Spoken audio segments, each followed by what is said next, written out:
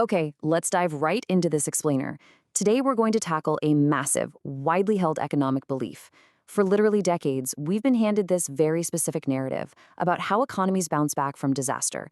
You know the one, the standard textbook story that massive government spending, specifically during World War II, is what finally ended the Great Depression. But what if it didn't? What if the numbers we've always used to prove that are actually hiding a much darker financial reality? We're going to look at the data from our source material today to explore a really fascinating argument that the whole WWI prosperity narrative might actually be a giant statistical illusion. Let's get into it. To really understand this argument, we actually have to start with the catastrophe itself. Picture this: October 29, 1929, Black Tuesday. The stock market just falls off a cliff, plummeting by 12% in a single day. Fortunes literally vanished in a matter of hours. We're talking waves of bank collapses, businesses completely shutting their doors. The devastation was absolute. By 1933, a staggering 25% of Americans were entirely jobless. Families were losing their homes, living in cardboard shacks. It was an era completely defined by breadlines and just, well, absolute desperation. So naturally, the government stepped in. In 1933, Franklin Roosevelt rolls out the New Deal, and they are throwing everything at the problem. Massive public works, new relief agencies, big government on a scale nobody'd ever seen before. And to be fair, it did help put millions back to work building dams and bridges. But look at the numbers for 1939. A full 10 years after the crash, unemployment was still stubbornly hanging around 15%. The New Deal helped, sure, but it simply didn't finish the job. But then, in 1941, Pearl Harbor was attacked. America officially enters the war, and overnight, everything changes. Suddenly, factories that had literally been gathering dust for a decade roar back to life, building tanks and bombers. 17 million new jobs just appear out of nowhere. Defense spending absolutely rockets from a tiny 1.4% of GDP to over 37%. And unemployment, it plummets to below 2%. Keynesian economists looked at this and basically said, case closed. To them, these massive wartime statistics proved without a doubt that huge government intervention magically creates prosperity. But here is where it gets really fascinating. On paper, sure, GDP was soaring and paychecks were steady, but the everyday rationing reality, that was a totally different story. Let's look at a hypothetical worker from our sources. We'll call him Jeff.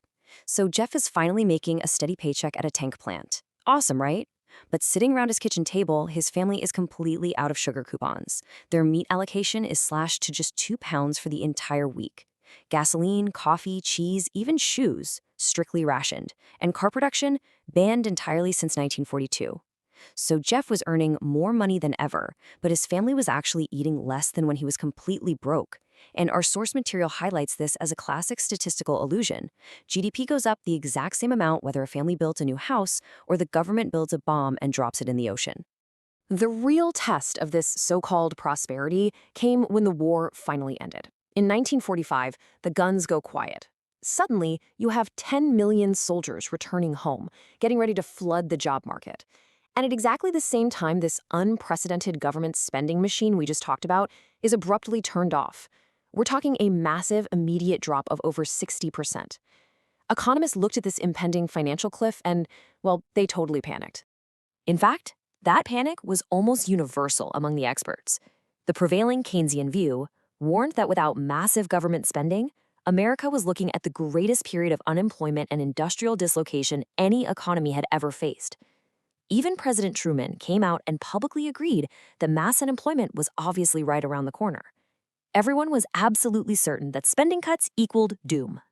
And this brilliantly illustrates the dramatic irony of what actually happened. Despite all those terrifying predictions of mass unemployment, reality painted a totally different picture. Unemployment actually peaked at just 3.9% in 1945. Think about that. Millions of people were released from war-related work, and instead of a depression, bomb factories just switched to making appliances. Car plants stopped making tanks and started rolling out Chevrolets again. The economy didn't just survive those massive spending cuts. It thrived because of them. The resources that had been completely locked inside the war machine finally flowed back into making things people actually wanted to buy. Which brings us to a really crucial question. If massive government spending and war didn't actually fix the economy, if that whole boom was just a statistical illusion, what did? Well, to solve this mystery, we have to rewind our investigation all the way back to 1914 to see where the real economic damage actually started. When World War I hit in 1914, Countries suddenly needed staggering amounts of money to fund the trenches and the battleships. Taxes simply weren't enough. So what did they do? They ditched the gold standard and cranked up the printing presses. France devalued to undercut Britain. Britain devalued to undercut France. And Germany printed money so aggressively that a single loaf of bread eventually cost 200 billion marks. A housewife in Berlin literally needed a wheelbarrow full of cash just to buy groceries. Every country was racing to the bottom, destroying their own money to steal trade from their neighbors. The result? World trade collapsed by 66%. Nobody trusted the money anymore. And that total collapse of trust paved a very short, very dark path straight from the printing press to the battlefields of World War II. People were starving, humiliated, and desperate enough to follow dictators who promised them quick fixes. Realizing that broken money had basically broken the world, delegates from 44 nations gathered in a giant hotel in New Hampshire in 1944. They were absolutely desperate to figure out a way to fix the global economy before the war even officially ended. What they came up with was the Bretton Woods system. It sounds incredibly boring, but it was an absolutely essential solution. Under this system, every global currency was pegged to the US dollar, and the US dollar was securely pegged to actual gold at a fixed $35 an ounce. This was the anchor.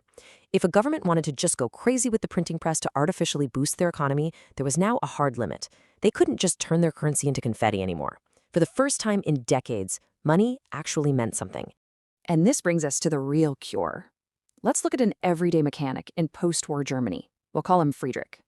His city is absolute rubble, but the money in his pocket is suddenly tied to a system he can actually trust. Because of that stable foundation of trustworthy money, Friedrich can confidently take out a loan, rebuild his shop, and hire workers. You multiply Friedrich by millions, and you get the massive economic miracles we saw in Germany, Japan, and France. Our source argues that these recoveries didn't happen because of government war spending. They happened because people finally had stable money that politicians couldn't casually print away. But as critics are quick to point out, Bretton Woods had one fatal flaw: America. The whole system demanded that every country trust the US dollar, but nobody was actually watching America. Because the US controlled the peg, it could spend money it didn't really have and basically force the rest of the world to accept the bill. And this worked for a while, until the 1960s. Politicians decided they wanted to fund the Vietnam War overseas while simultaneously funding massive Great Society welfare programs at home. To afford both, America just started flooding the world with printed dollars, way, way beyond the actual gold sitting in Fort Knox. And the world definitely noticed. The president of France, Charles de Gaulle, looked at this mathematical impossibility and realized America was basically bluffing. If the US was printing all these extra dollars without adding more gold to the vault, the dollars France was holding were becoming worthless. De Gaulle famously called it robbery with better tailoring. Refusing to be the one left holding the bag, France actually sent ships and planes to America in 1965 to demand their physical gold in exchange for the depreciating paper dollars. Other countries saw exactly what France was doing and completely panicked. The math behind this panic was honestly terrifying, and it triggered a massive global bank run on the United States of America. By 1966, there were $14 billion in foreign dollar claims floating around out there in the world. But the US, they only had $3.2 billion in gold to actually cover it. The US was caught in a massive short squeeze. The dam finally broke in 1971. West Germany left the system entirely, and Britain demanded $3 billion in actual gold. The US simply didn't have it. So on a Sunday evening in August, President Richard Nixon interrupts regular television programming to announce that the US was officially suspending the convertibility of dollars into gold.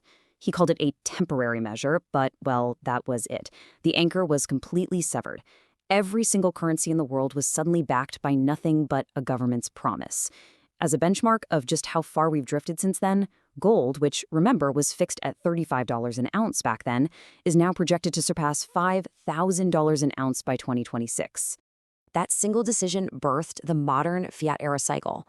Almost immediately after Nixon severed that gold tie, inflation absolutely surged, giving us the brutal stagflation of the 1970s.